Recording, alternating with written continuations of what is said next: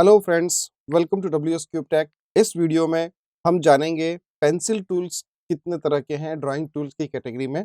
तो सबसे पहले हमने जो लास्ट वीडियो में देखा था फ्री हैंड टूल। इस फ्री हैंड टूल की हेल्प से हम फ्रीक्वेंटली लाइन ड्रॉ कर सकते हैं, लाइन की प्रॉपर्टी चेंज कर सकते हैं। Properties in the sense width, height और colour, style, arrowheads, closing, open nodes and smoothness. ये हमने लाइन की प्रॉपर्टी के बारे में जाना था। नेक्स्ट इसमें जो है लाइन टूल के अंदर हमें नेक्स्ट टूल है 2 पॉइंट टूल। 2 पॉइंट के आधार पर लाइन ड्रॉ करना।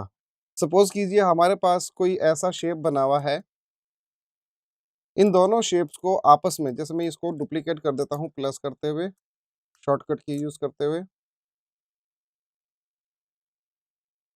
एक बड़ा और एक छोटा सर्कल रखते हैं। 2 पॉइंट टूल हमें हेल्प करता है 2 पॉइंट के आधार पर। जैसे हमारे पास पहला पॉइंट यहाँ है, इस सर्कल के चारों तरफ हम इसको ले सकते हैं। दूसरा पॉइंट मैंने इस सर्कल को यहाँ स्नैपिंग करा दिया। तो 2 पॉइंट के अकॉर्डिंग लाइन ड्रॉ करनी हो, ऐसा अगर कोई शेप हमें बनाना हो तो हम इस 2 पॉइंट लाइन टूल की हेल्प से ये काम कर सकते हैं। 2 पॉइंट लाइन टूल के अंदर ये प्रॉपर्टी इसकी दिखा रहा है। 2 पॉइंट लाइन टूल 2 पॉइंट हमें बताने होंगे। दूसरा है इसमें परपेंडिकुलर, उस ऑब्जेक्ट के चारों तरफ ये रन करेगा, मूव करेगा लाइन को। जैसे मैं यहाँ से ऑप्शन चेंज करता हूँ और जैसे ही मैं यहाँ पे सेलेक्ट करता हूँ कि भाई यहाँ से मुझे कोई लाइन ड्रॉ करनी है, देखिए ये इसके साथ साथ चलेगा। तो यहाँ से कहाँ तक लेना है वहां तक मैं इसको ऐसे ड्रॉ कर सकता हूँ। ये इस 2 पॉइंट लाइन टूल का रोल है। दूसरा इसमें जो है 2 पॉइंट लाइन में थर्ड ऑप्शन जो है वो है टेंजेंशनल। 2 टेंजेंट के अकॉर्डिंगली। तो हमारे पास जैसे टेंजेंट ये भी है, एक मैं टेंजेंट बना लेता हूँ फ्री हैंड टूल से। कुछ इस प्रकार से 2 टेंजेंट बनाए मैंने।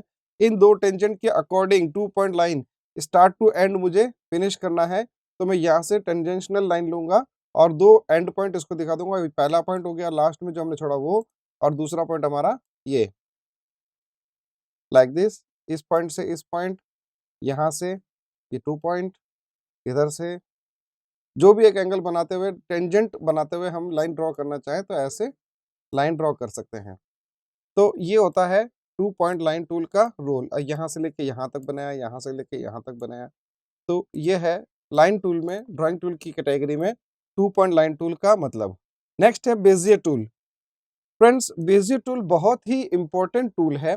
इस टूल की हेल्प से हम पॉइंट आउट करके एंकर पॉइंट्स को जनरेट करते हुए लाइंस बना सकते हैं। और ये टूल काम आता है क्रिएटिव लोगो बनाने में, उसको शेप देने में, कर्व देने में। तो उसके लिए हम पहले बेजियर टूल से कुछ पॉइंट्स हम मेंशन करेंगे, पहला, दूसरा, तीसरा, ऐसे मैंने जैसे सपोज कीजिए 3 पॉइंट मैंने मेंशन कर दिए। अब इस लाइन टूल को एक अच्छा रूप देने के लिए, एक कर्वी रूप देने के लिए शेप टूल हमें यूज करना होगा। शेप टूल का काम है जो भी नोड्स बने हैं, एंकर पॉइंट्स बने हैं, उन एंकर पॉइंट्स में कर्वनेस या स्ट्रेटनेस अप्लाई करना, एंकर पॉइंट्स को इंक्रीज करना, डिक्रीज करना, या कुछ एंकर पॉइंट डिलीट करना, कस्पिंग करना। दोनों एंकर पॉइंट्स के बीच के जो डायरेक्शन हैंडल्स होते हैं उन डायरेक्शन हैंडल्स को आपस की लिंकिंग फिनिश करना, खत्म करना। तो मैं यहाँ से नोड सेलेक्ट करता हूँ शेप टूल की हेल्प से। इस शेप टूल की हेल्प से हमने लाइन के तीनों nodes, starting, ending and mid, तीनों नोड्स मैंने सेलेक्ट किए। देखिए प्रॉपर्टी बार इसकी बिल्कुल चेंज हो जाएगी।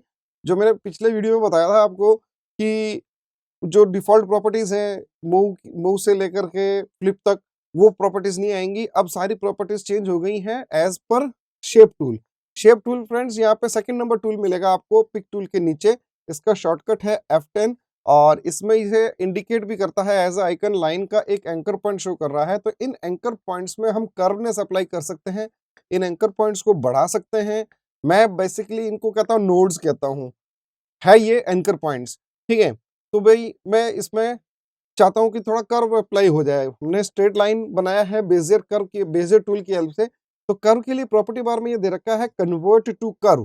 तो ये प्रेस करने पर लाइन में कर्व अप्लाई हो जाएगा। लेकिन चेंजेस कब आएंगे? जब हम इन एंकर पॉइंट्स को मूव करेंगे या इन एंकर पॉइंट को सेलेक्ट करने के बाद में जो उसके डायरेक्शन हैंडल्स डिस्प्ले होते हैं, उन डायरेक्शन हैंडल का हम डायरेक्शन चेंज करेंगे तो कर्व अप्लाई होगा। तो देखिए मैंने तीनों नोड्स सेलेक्ट किए हुए हैं, तीनों एंकर पॉइंट सेलेक्ट किए हुए हैं और उनमें मैंने कर्व अप्लाई किया है। ओके, कर्व अप्लाई करने के बाद में मुझे रिलीज करना होगा इसको, ताकि मैं इंडिविजुअल एंकर पॉइंट्स पे इंडिविजुअल कर्विंग अप्लाई कर सकूं। ये मैंने रिलीज कर दिया, बाहर क्लिक कर देंगे वर्क स्पेस एरिया पे। वो क्लिक करने के बाद में हम कोई भी जो भी नोड हम चेंज करना चाहते हैं उस एंकर पॉइंट को सेलेक्ट करेंगे। देखिए जैसे ही मैं सेलेक्ट करता हूं, आपकी स्क्रीन पे ये दिखाई दे रहा है दो हैंडल, एक जो मैंने एंकर पॉइंट सेलेक्ट किया वो, और दूसरा जो अपोजिट एंकर पॉइंट है उसका डायरेक्शन हैंडल। तो एक का लेफ्ट और एक का राइट डायरेक्शन हैंडल शो करेगा। तो यहां से मैं इन डायरेक्शन हैंडल की हेल्प से कर्व चेंज कर सकता हूं। देखिए दोनों को मैं सेम डायरेक्शन में कर देता हूं, फिर आता हूं ऊपर की तरफ, यहां से मैं इसको कर्व ऐसे लेता हूं। तो देखिए ये कर्व हमने बनाया है।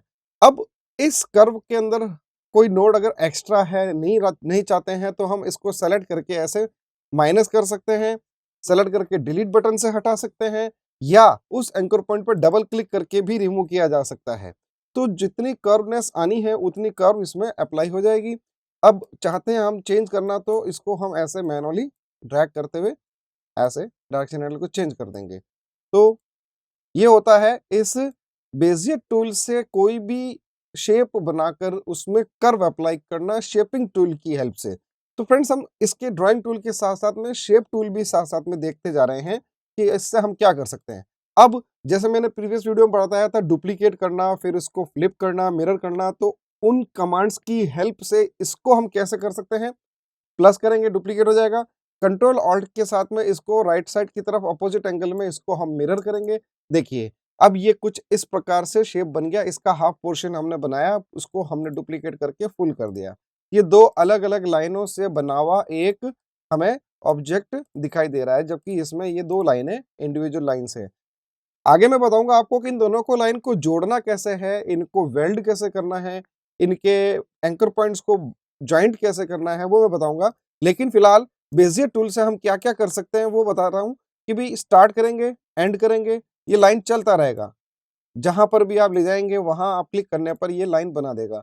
आप इससे क्लोज कर्व शेप बना सकते हैं, ओपन ओपन शेप बना सकते हैं, कुछ भी कर्वी लाइन बनाना हो तो बेजियर टूल की हेल्प से आप बना सकते हो। मैंने यहाँ पे बनाया है स्ट्रेट, क्योंकि मैंने जस्ट सिंगल क्लिक किया है, स्टार्ट टू एंड मैंने सिंगल क्लिक किया है, मैंने इनको ड्रैग नहीं किया, जस्ट क्लिकिंग।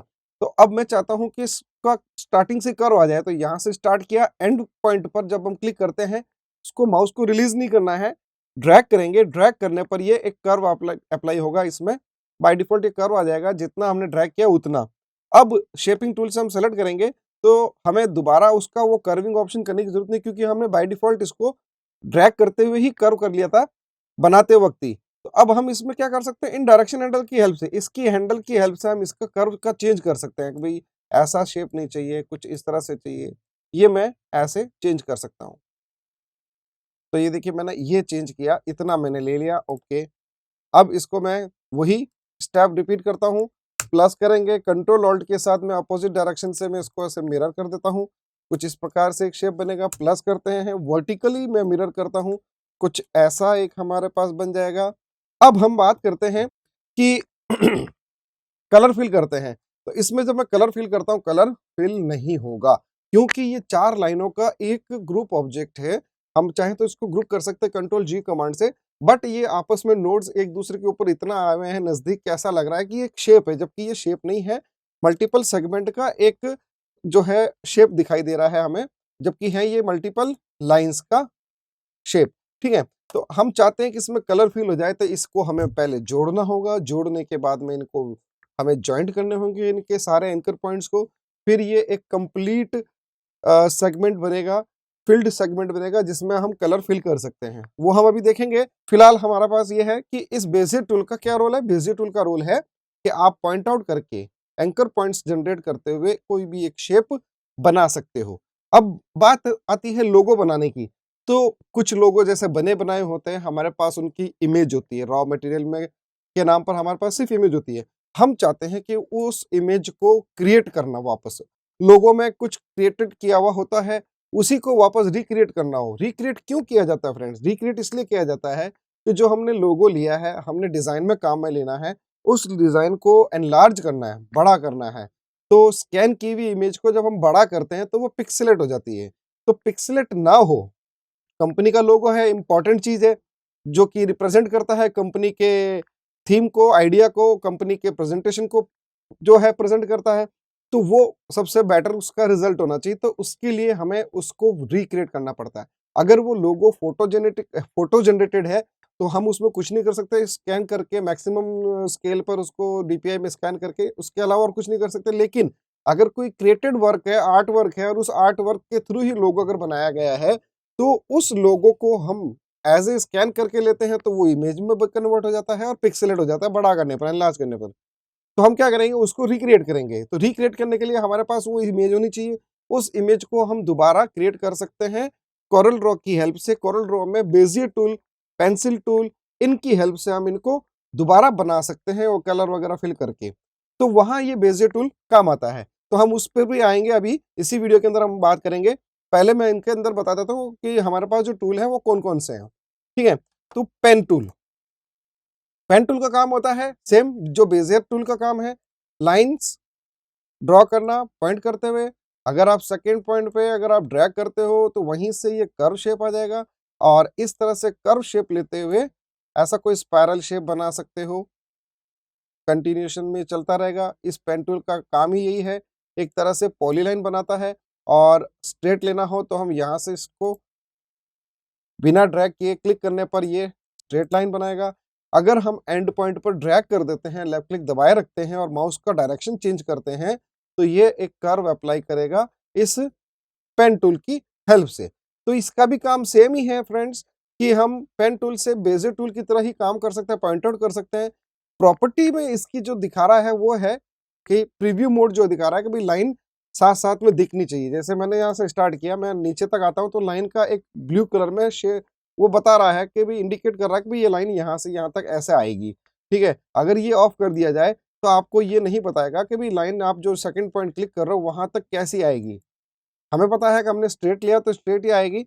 अगर हम ऐसे ड्रैग करेंगे तब ये जो है साथ साथ में लाइन दिखाएगा। उस कंडीशन में ये वाला ऑप्शन जो है नल एंड वॉइड हो जाएगा, जो प्रीव्यू मोड है। नेक्स्ट इसमें दे रखा है कि इन बिटवीन ड्राइंग, अगर हम ड्रॉ कर रहे हैं कुछ भी पेन टूल से, तो बीच में हमें नोड्स इंक्रीज करने हैं, या जो नोड्स एक्स्ट्रा बन गए हैं उनको माइनस करना है, तो उसके लिए हम ये ऑप्शन ऑन रखेंगे।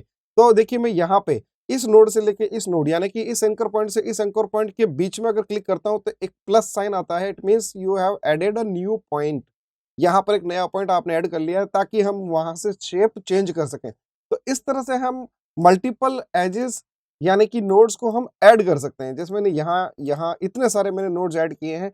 अब बात आती है इनको एडिट करने की। तो एडिट करने के लिए हम शेपिंग टूल यूज करेंगे, और पर्टिकुलर जो नोड हमने एंकर पॉइंट हमने जो ऐड किए हैं उनका डायरेक्शन, उनकी पोजीशनिंग चेंज करेंगे, उनमें कर्व अप्लाई करना होगा। तो प्रॉपर्टी बार में शेप टूल की हेल्प से कर्व अप्लाई करेंगे लाइक दिस। ऐसा कर्व लिया, फिर यहाँ से मैं यहाँ तक कर्व देना चाहता हूँ तो मैं ये कर्व दूंगा। फ्रेंड्स हम इसमें ये भी कर सकते हैं कि अगर एक एंकर पॉइंट अगर सेलेक्ट नहीं है, एक एंकर पॉइंट से दूसरे एंकर पॉइंट के बीच में अगर मैं लाइन कर्व करनी है, तो बिना एंकर पॉइंट सेलेक्ट किए हम कर्व कर सकते हैं। कैसे? हम लाइन पर एक सिंगल क्लिक कर देंगे, सिंगल क्लिक करने पर ब्लैक डॉट बनेगा। इट मींस आपका कर्सर उस पोजीशन पर लॉक हो गया है। अब यहाँ पर इस लाइन में हम कर्व अप्लाई कर सकते हैं। तो जैसे ही मैंने कर्व पे क्लिक किया, ओके, लाइन में कर्वनेस अप्लाई हो गई, दोनों तरफ इसके डायरेक्शन हैंडल्स आ गए। मैं यहीं से बीच में से इस लाइन को ड्रैग करके कर्व अप्लाई कर सकता हूँ। जैसे मैंने ये लिया हुआ है कर्व, इसको सेलेक्ट किया, लाइन को या जो डायरेक्शन हैंडल है उस डायरेक्शन हैंडल को मैं चेंज करता हूँ। ये देखिए, अब देखो यहाँ से यहाँ तक ये कर्व आ गया, क्योंकि इस लाइन में हमने यहाँ क्लिक करके कर्व दिया था। ठीक इसी तरह से मैं यहाँ पे देना चाहता हूँ, ओके, कर्व है ऑलरेडी, यहाँ पे कस्प कर देंगे। कस्प करने से क्या होगा कि एक डायरेक्शन हैंडल चेंज करते हैं तो उसके अपोजिट में उसका जो दूसरा डायरेक्शन हैंडल है, जैसे ये चेंज नहीं होगा। इसको मैं एक और अलग से एग्जाम्पल से समझा देता हूँ कि जैसे पेन टूल से हमने यहाँ से यहाँ तक हमने स्ट्रेट लाइन बनाई है, ओके, बीच में अगर हम कोई ऐड करते हैं, ये मैंने नोड ऐड किया है, तो ये कर्व अप्लाई नहीं होने की वजह से सीधा सीधा ही मूव होगा। ये एंकर पॉइंट सीधा ही मूव होगा। मैं चाहता हूं कि इसमें कर्व आ जाए, तो कर्व करने के लिए मुझे क्या करना होगा, सेलेक्ट करना होगा। सेलेक्ट करने पर ये कर्व अप्लाई हो जाएगा कुछ इस तरह से। अब यहाँ चेंज कर रहे हैं तो इसके अपोजिट में तो डायरेक्शन हैंडल नहीं है, तो कुछ चेंजेस नहीं होगा। मैंने यहाँ मैनुअली डबल क्लिक किया तो भी आप एक एंकर पॉइंट ऐड कर सकते हो। डबल क्लिक करने के बाद में मैंने यहाँ पे इसको कर्व दिया यहाँ से यहाँ तक, तो ये कर्व अप्लाई हो जाएगा। ठीक इसी तरह से ये कर्व को हम ऐसे चेंज कर सकते हैं। अब हमने क्या किया है कि इस एंकर और इस एंकर के बीच में कोई नोड ऐड नहीं किया है, तो मैं यहाँ पर डबल क्लिक कर देता हूँ। डबल क्लिक करने पर एक नोड और ऐड हो गया, लेकिन साथ ही साथ में क्या हुआ है, ये जो डायरेक्शन हैंडल में चेंज कर रहा हूँ इसका, तो इसके अपोजिट में भी ये चेंज कर रहा है। मुझे ऐसा नहीं चाहिए, मैं चाहता हूं कि एक डायरेक्शन हैंडल अगर चेंज हो रहा है तो दूसरा हैंडल वहीं रहे। उसके लिए make node cusp second option जो इसमें आ रखा है, इस सेकंड ऑप्शन को हम यूज करेंगे। सेकंड ऑप्शन है मेक नोड कस्प, तो इन दोनों के बीच में कर्व की प्रॉपर्टी को खत्म कर देगा, यानी कि लिंकिंग इनके आपस में खत्म कर देगा। एक डायरेक्शन हैंडल दूसरे डायरेक्शन हैंडल से डिफरेंट हो जाएगा, यानी कि उसकी लिंकिंग फिनिश हो जाएगी। हम आप इसको कस्टमाइज कर सकते हैं कि भाई इस कर्व को ऐसे लेना है, यहाँ के कर्व को इस तरह से चेंज करना है, और यहाँ पर अगर कोई कर्व नहीं दे रखा है तो हम कर्व अप्लाई कर देंगे लाइक दिस, और इसको मैंने यहाँ पे कुछ ऐसा शेप ले लेता हूँ। तो अब देखिए मैंने बेजियर टूल से या पेन टूल से जो भी अनइवन कोई भी एक ऑड सा शेप बनाया था उसको मैंने ये शक्ल दे दी। प्लस करके कंट्रोल ऑल्ट के साथ में अपोजिट डायरेक्शन में मैं कुछ ऐसा ऑब्जेक्ट ड्रॉ कर सकता हूँ। ये है इस पेन टूल का रोल। फिर हम आते हैं कि बी स्प्लाइन से बनेगी लाइन ही, लेकिन कर्व लाइन। जहां पर भी सेकंड पॉइंट क्लिक कर रहे हैं वहां पर एक एंकर पॉइंट ऐड हो जाएगा। अब हम इससे ऐसे फ्री हैंड और कर्व लाइन ड्रॉ कर सकते हैं लाइक दिस, और हर एक कर्व लाइन पे एक नोड अप्लाई हो रहा है। ठीक है, तो इसको अब हम एस्केप की से छोड़ देते हैं, दोबारा बनाते हैं 1 2 3 ऐसे, जहां जहां मैं क्लिक कर रहा हूं। और सपोज कीजिए ऐसा मुझे कोई स्विमिंग पूल का मुझे ऊपर से दिखाना है, तो मैंने ये शेप बनाया बी स्प्लाइन कर्व से। तो ये बी स्प्लाइन टूल का रोल है। अब इसमें शेपिंग टूल देखते हैं। जब शेपिंग टूल देखते हैं तो इसमें जहां जहां मैंने क्लिक किया था और जहां के एंकर पॉइंट से क्लिक करने पर जो कर्व आया था, वो कर्व हम यहाँ से एडिट कर सकते हैं। तो भाई यहाँ से मुझे कर्व थोड़ा बढ़ाना है तो मैं ऐसे बढ़ाऊंगा, यहाँ से इसको थोड़ा और आगे लेना है तो और अंदर लेना है तो अंदर। इस तरह से इन एंकर पॉइंट्स की हेल्प से ये जो नोड जहां पे मैंने क्लिक किया था, इससे जो कर्वनेस आई है यहाँ से हम ये चेंजेस कर सकते हैं। मैं चाहता हूँ कि यहाँ से यहाँ पर जो ये कर्व आ रहा है ये स्ट्रेट हो जाए, तो इसमें ऑप्शन दे रखा है make node clamping control point. तो जैसे ही क्लैंपिंग करूंगा यहाँ से यहाँ तक ये स्ट्रेट हो जाएगा लाइक दिस। ये ठीक इसी तरह से यहाँ पर भी मैं अगर करना चाहूँ तो ये क्लैंपिंग कर सकते हैं। यहाँ से इसको मैं लेना चाहूँ यहाँ तक, ओके। इसको मैं सेंटर में यहाँ ड्रैग कर लेता हूँ कुछ इस तरह से, और यहाँ पर भी इसको मैं ऐसे कर लेता हूँ, और इस पॉइंट को मैं क्लैंप कर देता हूँ लाइक दिस। ये तो क्लैंप हो जाएगा। तो बीच में अगर हमें कहीं सीधा भी करना हो तो हम इसको सीधा भी कर सकते हैं। ये है बी स्प्लाइन टूल का रोल। ठीक इसी तरह से पॉलीलाइन। पॉलीलाइन में क्या होता है फ्रेंड्स, कर्व लाइन बनाते बनाते हम बीच में कहीं स्ट्रेट लाइन ड्रॉ करना चाहते हैं तो भी कर सकते हैं। जैसे फ्री हैंड लाइन ड्रॉ कर रहे हैं, ऐसे मैंने लेफ्ट क्लिक ड्रैग किया हुआ है, ऐसे मैंने फ्री हैंड लाइन ड्रॉ किया, इस तरह से कोई रफ शेप मैंने बनाया, और जहां से स्टार्ट किया वहां ले जाकर के मिला देता हूँ, तो ऐसे मिल जाएगा। ये पॉलीलाइन का रोल है। पॉलीलाइन का मतलब होता है कंटिन्यूस लाइन ड्रैग करना, और साथ साथ में अब जैसे मैंने यहाँ से यहाँ तक ऐसे कर्व ले लिया है, और फिर इसको मैंने यहाँ से माउस रिलीज करके कंट्रोल बटन से यहाँ से यहाँ तक सीधी लाइन बना सकता हूँ ऐसे। अब इसके परपेंडिकुलर में बनाना है तो कर्सर यहाँ ला करके इसको परपेंडिकुलर में लाके इसको फिनिश कर दूंगा। तो इन बिटवीन ड्राइंग करते हुए बीच में ही मैं इसको कर्व को स्ट्रेट लाइन में भी बना सकता हूँ। देखिए ये ऐसे मैंने कर्व बनाया, ओके। फिर मैंने माउस रिलीज किया, लाइन अभी भी चल रहा है पॉलीलाइन की वजह से, क्योंकि कंटिन्यूस लाइन बनाता है ये। तो अब इसको मैं कंट्रोल से इसको स्ट्रेट भी कर सकता हूँ, यहाँ से यहाँ तक स्ट्रेट के ला। अब फिर से मेरे को यहाँ फ्री हैंड करना है, ओके। फिर यहाँ से स्ट्रेट करना है, ओके। कंट्रोल बटन दबा करके लाइन को मैं रिलीज करते हुए ऐसे। अब मैं लाइन को रिलीज नहीं करता हूँ, ड्रैग करता हूँ, फिर स्ट्रेट। तो ऐसा अगर शेप बनाना हो तो हम पॉलीलाइन यूज करते हैं। नेक्स्ट है फ्रेंड 3 पॉइंट कर्व टूल। जैसा कि मैंने पिछली वीडियो में बताया था आपको कि इसमें जैसे 3 पॉइंट रेक्टेंगल दे रखा है, ठीक इसी तरह से लाइन में भी 3 पॉइंट कर्व टूल दे रखा है। तो 3 पॉइंट कर्व टूल से क्या होगा, पहले आप लाइन को ड्रैग कीजिए एंड ड्रॉ कीजिए एंड पॉइंट तक, रिलीज कीजिए माउस को, और थर्ड पॉइंट कहलाएगा इसका कर्व। जहां पर भी हम ले जा रहे हैं माउस को थर्ड पोजिशन पे, तो ये हमारा कर्व कहलाएगा। तो इस तरह से मैं क्या करता हूँ कि यहाँ से यहाँ तक एक बनाता हूँ, कर्व में ये दे देता हूँ, ओके। दोबारा बनाते हैं, यहाँ से यहाँ तक लेता हूँ, ये सेंटर में इसको सीधा बना लेता हूँ। चलो सेंटर पॉइंट सीधा ले लिया, और इसको मैंने कुछ ऐसे थर्ड पॉइंट यहाँ तक क्लिक कर दिया। अब जब प्लस करता हूँ कंट्रोल ऑल्ट के साथ में अपोजिट डायरेक्शन से ऐसा करता हूँ, तो क्या बन गया, एक ऐसा हार्ट शेप बन जाएगा। दो ऑब्जेक्ट हैं अभी भी, लेकिन ये रिजेंबल कैसे कर रहा है, हार्ट शेप की तरह। अब मैं बात करता हूँ कि इसको हमें जोड़ना है, इन दोनों ऑब्जेक्ट को जोड़ना है। दो या दो से अधिक ऑब्जेक्ट को जोड़ने के लिए हम सेलेक्ट करेंगे उनको। प्रॉपर्टी बार में दिखाया जा रहा है इसमें वेल्ड ऑप्शन।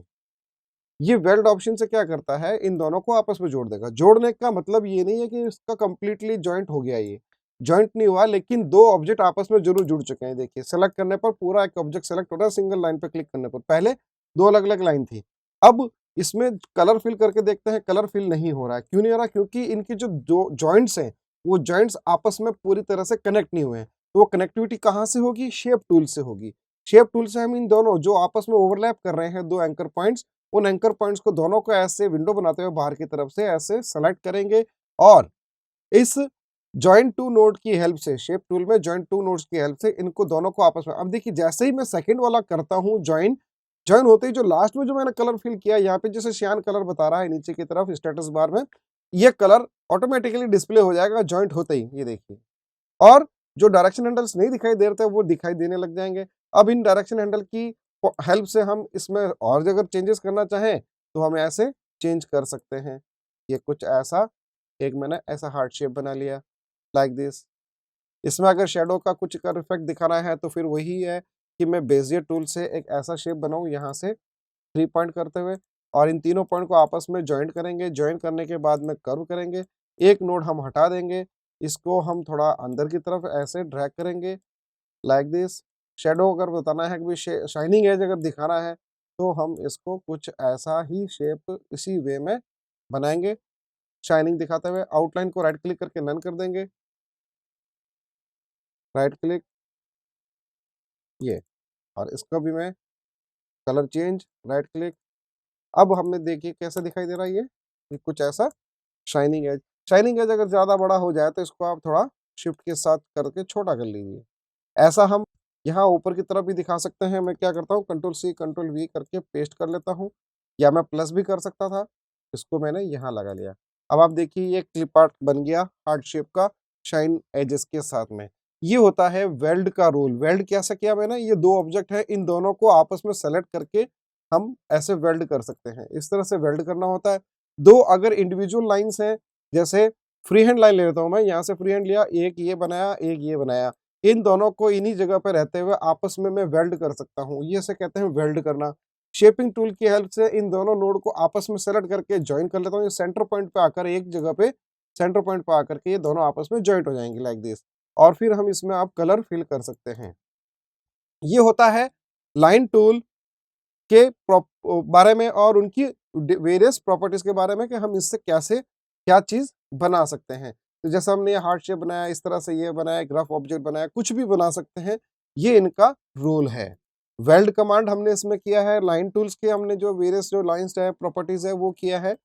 तो ऐसे हम इनकी हेल्प से ये बना सकते हैं। इसको अगर हम ग्रुप कर, जैसे मैंने ग्रुप कर दिया, मैं अनग्रुप करके और भी अगर शाइनिंग एजेस मुझे ऐड करना है तो मैं और कर सकता हूँ, ऐसे रोटेट कर सकता हूँ।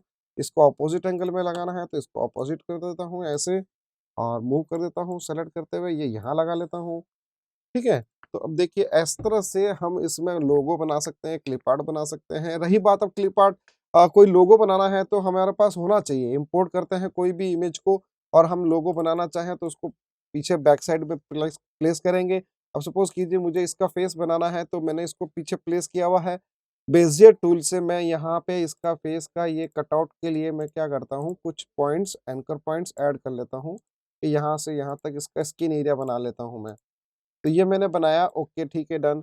शेपिंग टूल से इनके सारे नोड्स को हम क्या करेंगे, कर्व करेंगे। कर्व करने के बाद में आउटलाइन का कलर चेंज करना है तो कलर चेंज कर सकते हैं राइट क्लिक करके, ताकि हमें दिखाई दे। यहाँ मैंने इसको ड्रैग किया, ओके, इस तरह से मैंने इसको ड्रैग करते हुए कर्व दे दिया। तो ये कर्व हमने कब किया, शेपिंग टूल को सेलेक्ट करके इनके एंकर पॉइंट्स में कर्व की प्रॉपर्टी अप्लाई की। हमने क्या किया था, बेजियर टूल से इसको बनाया था। अब बेजियर टूल से बनाने के बाद में इनके जो एंकर पॉइंट्स जनरेट हुए हैं क्लिक करने पर, उसमें हमने क्या किया है, कर्व अप्लाई किया है। बेजियर टूल में शेपिंग टूल की हेल्प से कर्व अप्लाई किया है, और डायरेक्शन हैंडल की हेल्प से कर्विंग में हमने चेंजेस लाए हैं, जिससे कि वैसा ही एक कटआउट टाइप बन जाए। ये मैंने बेजियर टूल से रफ कटआउट बनाया था, इसको कर्व देते हुए मैंने ये चेंजेस किए हैं। अब जैसे यहाँ पर भी एक कर्व है तो इसको मैं डायरेक्शन हैंडल से की हेल्प से कर लेता हूँ। यहाँ पर जो कर्व आ रखा है इसको मैं यहाँ नीचे की तरफ ले आता हूँ लाइक दिस। ऐसे हम ड्रैग करते हुए इन डायरेक्शन हैंडल की हेल्प से वैसा ही शेप वापस बना जाता है। मान लीजिए हमारा ये लोगो ही है, हम इसको बना रहे हैं, अगर हम कोई कार्टून कैरेक्टर भी बनाना चाहें और उसमें वो इमेज का फॉर्मेट में अगर हमारे पास है, लाइन आर्ट के फॉर्मेट में नहीं है, तो भी हम बेजियर टूल, इस बेजियर टूल की जगह मैं पेन टूल भी ले सकता था फ्रेंड्स। तो ये देखिए कुछ ये इस तरह से शेप बन जाएगा जो वैसा हमने इमेज में देखा है। तो ये होता है कोई भी लोगो पीछे रख करके ट्रेस करना बेजियर टूल से, पेन टूल से, इन दोनों टूल की हेल्प से आप ये काम बड़ी ही आसानी से कर सकते हैं। तो फ्रेंड्स देखा ड्राइंग टूल की, पेंसिल टूल के बारे में, ये था हमारा इस वीडियो का session. Thank you for this video. Thank you.